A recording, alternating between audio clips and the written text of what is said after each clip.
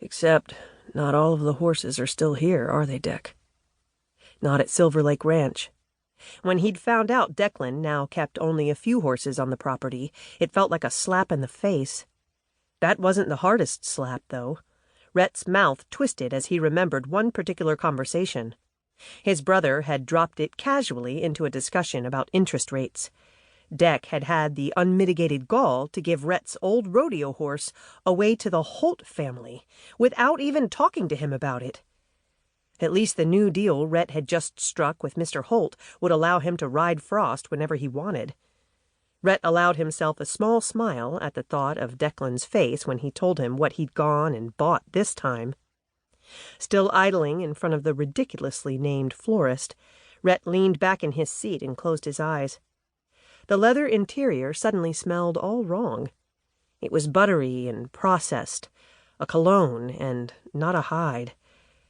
It wasn't something he thought about in Dallas, but in Silverlake, the difference was notable.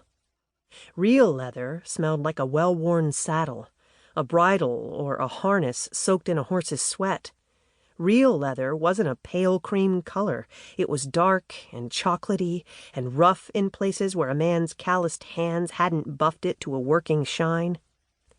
He clenched the stitched, cushioned steering wheel. German engineers didn't know about what reins felt like between a rider's fingers, and probably didn't care. Scarlett cost upwards of $300,000, and there were plenty of days Rhett thought she was worth it.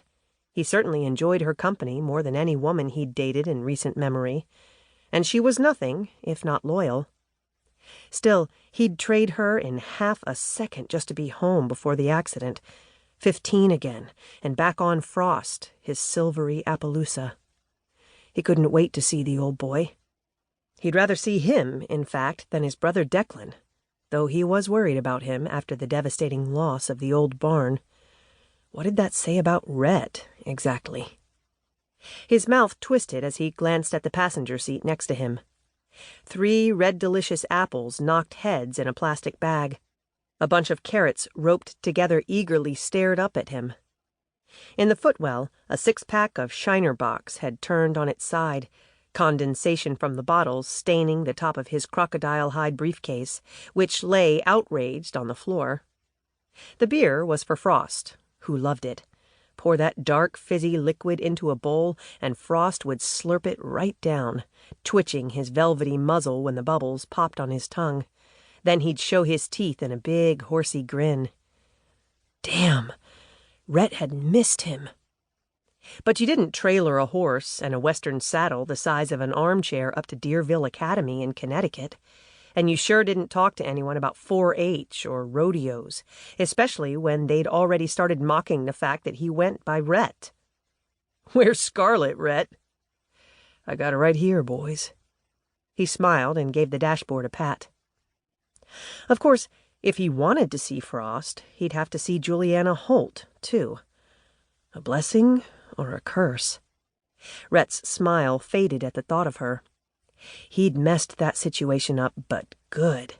You didn't screw around with your best friend's little sister, and he'd gone and done just that. Only weeks ago in Dallas.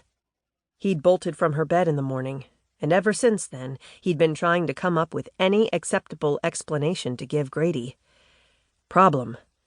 There was no explaining to Grady, who'd kill him if he ever found out. And worse, Rhett couldn't stop thinking about Jules.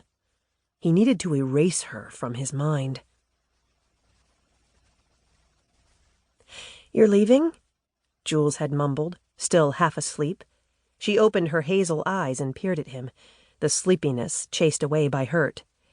"Yeah," Rhett had said, trying not to look at her. He hadn't intended for anything like this to happen, but seeing Julianna Holt all grown up had done something to him that he never could have anticipated. So he went with it, and now he had to make it stop. For even though these last few hours felt about as right as anything Rhett could remember, reality had shown up with the morning sun. And reality was, Rhett had just had a one-night stand with the one person he should have never, ever touched. "You're Grady's little sister. What was I thinking?"